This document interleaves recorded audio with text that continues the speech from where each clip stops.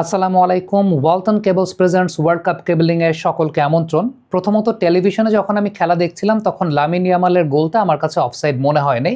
আমার কাছে মনে হচ্ছিল নাবিল ইয়ামাল ঠিক পজিশনেই ছিলেন, অর্থাৎ অনসাইড পজিশনেই ছিলেন। কিন্তু পরবর্তী সময়ে ভিএআর অফিসিয়ালি এই ছবিটাকে রিলিজ করেছে, যেই ছবিটা ঠিক এই মুহূর্তে আপনারা পর্দায় পুরোপুরি বড় করেই দেখতে পাচ্ছেন। এই ছবিতে দেখা যাচ্ছে সেমি অটোমেটেড অফসাইড টেকনোলজি অনুযায়ী লামিন ইয়ামালের মাথার কিছু অংশ এবং থাইয়ের কিছু অংশ যেগুলো আসলে গোল দিতে সক্ষম, ইভেন তার ওয়েস্টের কিছু অংশ যেটা অফসাইড মার্কের বা অফসাইড জোনের বাইরে ছিল, এবং সেই অনুযায়ী সেমি অটোমেটেড অফসাইড টেকনোলজি অনুযায়ী লামিন ইয়ামাল এক্ষেত্রে ধরা খেয়েছেন এবং তাকে অফসাইড বলে গণ্য করা হয়েছে।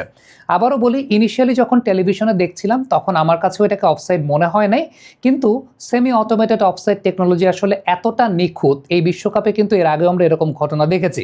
বিশেষ করে ইরান যে কারণে বাদ গেল, আমরা দেখলাম যে একটা নখের অফসাইডের কারণে ইরান কিন্তু বিশ্বকাপ থেকেই বাদ চলে গিয়েছিল। ইভেন পর্তুগাল এবং কলম্বিয়ার ম্যাচে শেষের দিকে যে একটা গোল হয়েছিল সেটাও কিন্তু জাস্ট ওই নখের অফসাইডের জন্য, যেটা সেমি অটোমেটেড অফসাইড টেকনোলজিতে আসলে ধরা পড়েছিল, সেই কারণেই কিন্তু পরবর্তী সময় কলম্বিয়া গোলটা পায় নাই।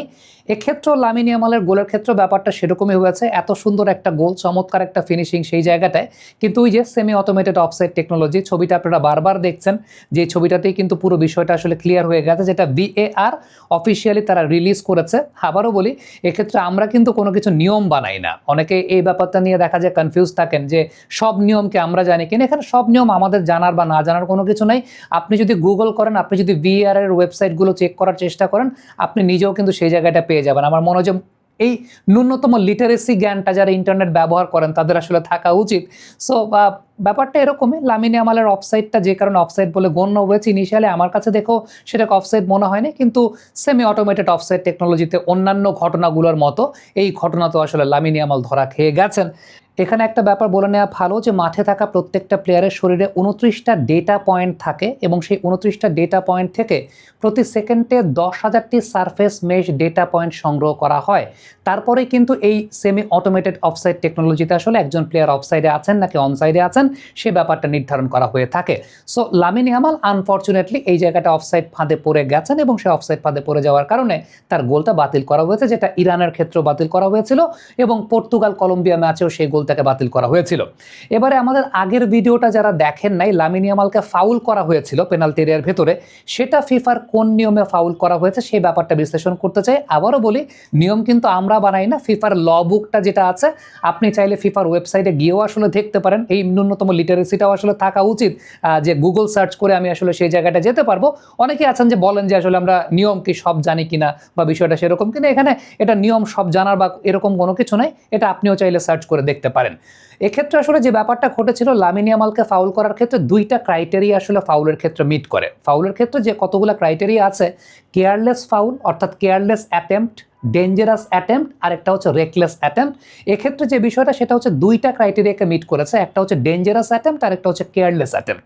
ডেঞ্জারাস অ্যাটেম্পটটা কীরকম, সেক্ষেত্রে আপনি যদি খেয়াল করে দেখেন যে ডিফেন্ডারের কিন্তু হাই বুট চ্যালেঞ্জ ছিল, অর্থাৎ পাটাকে আসলে যতটুকু উচ্চতার সীমায় উঠানো যায় তার চাইতে বেশি উচ্চতার সীমায় তিনি উঠিয়েছেন, এবং এরকম হাই বুট ট্যাকেল বা হাই হিল ট্যাকেল হলে সেটা কিন্তু ডেঞ্জারাস প্লের মধ্যে পড়ে। ইভেন এক্ষেত্রে লাথিটা যদি ইয়ামালের গায়ে নাও লাগতো, তারপরেও সেটা একটা ইনডিরেক্ট ফ্রি কিক হতো ইনসাইড দ্য পেনাল্টি এরিয়া। অর্থাৎ এরকম ডেঞ্জারাস প্লেতে কেউ যদি পা ওপরের দিকে ওঠায় কোনো ডিফেন্ডার, সেক্ষেত্রে যদি অ্যাটাকারের গায়ে পা নাও লাগে সেক্ষেত্রেও সেটা কিন্তু আলটিমেটলি ইনডিরেক্ট ফ্রি কিক বলে গণ্য হয়।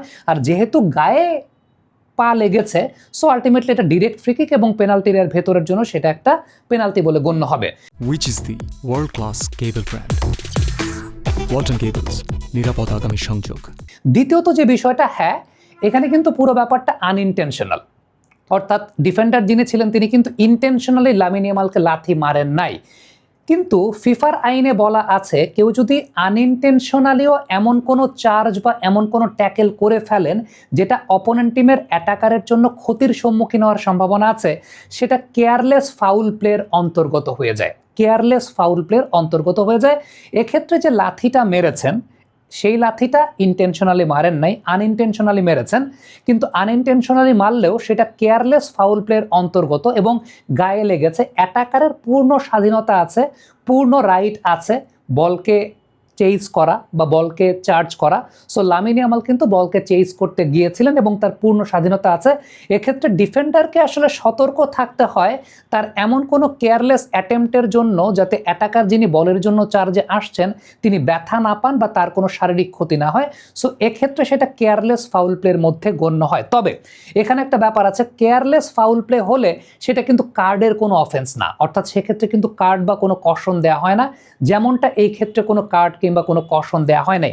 ইভেন আরেকটা খুব গুরুত্বপূর্ণ বিষয়, লামিন ইয়ামাল কিন্তু বলেও টাচ পেয়েছিলেন, বলে টাচ পেয়েছিলেন। সেক্ষেত্রে অনেকের কনফিউশন থাকতে পারে যে হ্যান্ডবল হয়েছে কিনা। না, সেটা তার স্লিপসে লেগেছিল এবং স্লিপসে লাগলে সেটা কিন্তু হ্যান্ডবলের ওই জায়গাটায় গণ্য হয় না বা সেটা কিন্তু হ্যান্ডবলের জায়গাটায় বলে বিবেচিত হয় না। ইভেন লামিন ইয়ামালের হাতের কোনো আনন্যাচারাল মুভমেন্টও ছিল না। সো এই সব ক্রাইটেরিয়া চিন্তা করেই কিন্তু বিশেষ করে দুইটা ক্রাইটেরিয়া মিট করেছে। একটা হচ্ছে পাটা, এটা ডেঞ্জারাস প্লের মধ্যে ছিল যে হাই বুট চ্যালেঞ্জ ছিল এবং হাই বুট চ্যালেঞ্জে অ্যাটাকারের গায়ে পা না লাগলেও সেটা কিন্তু একটা ইনডিরেক্ট ফ্রি কিক হয়। যারা রেগুলার ফুটবল খেলা দেখেন, পেনাল্টি এরিয়ার ভেতরেও ইনডিরেক্ট ফ্রি কিক হওয়ার নিয়ম আছে। সো ইনডিরেক্ট ফ্রি কিকের ব্যাপারটা আপনারা জানবেন। আর দ্বিতীয়ত যে ব্যাপারটা সেটা হচ্ছে কেয়ারলেস ফাউল প্লের মধ্যে পড়েছে এবং কেয়ারলেস ফাউল প্লেটা যে আলটিমেটলি কোনো একজন অ্যাটাকারকে যদি অসাবধানতা বশতও কেউ লাথি মেরে বসে, সেটা যদি তার কোনো ক্ষতির কোনো একটা ব্যাপার হয়ে থাকে, সেক্ষেত্রে সেটা কেয়ারলেস ফাউল প্লের মধ্যে গণ্য হয় এবং সেক্ষেত্রে কোনো কার্ড দেওয়া হয় না কেয়ারলেস ফাউল প্লেতে। ব্যাপারটা সেটাই ঘটেছে, ওই কেয়ারলেস ফাউল প্লের সংজ্ঞা অনুযায়ী এখানে ফাউল দেওয়া হয়েছে এবং পেনাল্টি দেওয়া হয়েছে এবং পরবর্তী সময় স্পেন কিন্তু পেনাল্টিতে জিতেছে। দেখেন, একই ম্যাচে একই প্লেয়ারের সঙ্গে দুই রকমের ঘটনা ঘটেছে। সো এই দুই ঘটনার দুইটাই কিন্তু ফিফার আইন অনুযায়ী হয়েছে। একটা ইয়ামালের পক্ষে গেছে, একটা ইয়ামালের বিপক্ষে গেছে।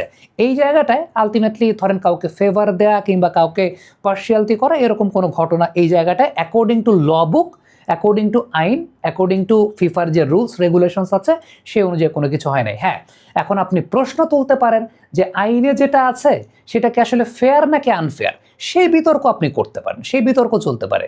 কিন্তু নিয়ম যেটা অ্যাপ্লাই হয়েছে রুল বুক এবং আইন অনুযায়ী হয়েছে এবং সেই রুল বুক অনফিল্ড বা আমি ব্যক্তিগতভাবে বানাইনি, সেটা ফিফা বানিয়েছে। আপনি চাইলে গুগল সার্চ করে দেখতে পারেন, মিনিমাম লিটারেসি থাকা প্রয়োজন।